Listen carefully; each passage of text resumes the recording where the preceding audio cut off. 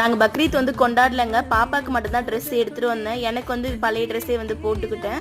அப்பாவோட தம்பி வந்து மவுத் ஆகிட்டாங்களா, அதனால தான் நாங்கள் வந்து கொண்டாடல. அம்மா சாப்பாடு தோசை இட்லி இது மட்டும் வந்து செஞ்சுருக்காங்க. அவளுக்கு மேக்கப் பண்ணி விட்டுட்ருக்கேன். மேக்கப் பண்ணவே பிடிக்காது அவளுக்கு. நேற்று அவங்களே செலெக்ஷன் பண்ணி இந்த ட்ரெஸ் எடுத்தாங்க, நல்லா இருக்கான்னு சொல்லிட்டு சொல்லுங்கள்.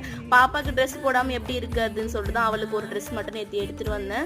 ஆஸ் யூஷுவல் டெய்லியும் டிஃபன் செய்கிற மாதிரி அம்மா காலைல இட்லி தோசை மட்டும் செஞ்சுட்டாங்க. நானே கொஞ்சம் காலைல சீக்கிரமாக தான் ஏஞ்சேன்.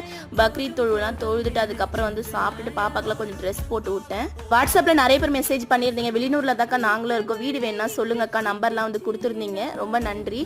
எனக்கு வந்து கொஞ்சம் பெரிய வீடாக வேணும்னு சொல்லியிருக்கேன் இல்லைங்களா, அந்த மாதிரி வீடு இருந்துச்சுன்னா எனக்கு வாட்ஸ்அப்பில் வந்து என்னோட நம்பர் வந்து கேக் கார்டு இருக்கு இல்லையா, அதுலேயே நீங்கள் எனக்கு மெசேஜ் பண்ணுங்கள். முக்கியமாக வீடு பார்க்குறது என்னோட பிஸ்னஸ் காயை மட்டும்தான். வேலைக்கு ஆள் வேணும்னு சொல்லியிருந்தேன் இல்லையா, இப்போ வேணாம், நான் வீடெல்லாம் பார்த்துட்டு நான் சொல்கிறேன். குவாலிஃபிகேஷன்லாம் வந்து சொல்லியிருந்தீங்க, எந்த குவாலிஃபிகேஷனும் வேணாங்க, நான் இல்லைன்னா அதை மேனேஜ் பண்ணணும், அதுக்காக தான்.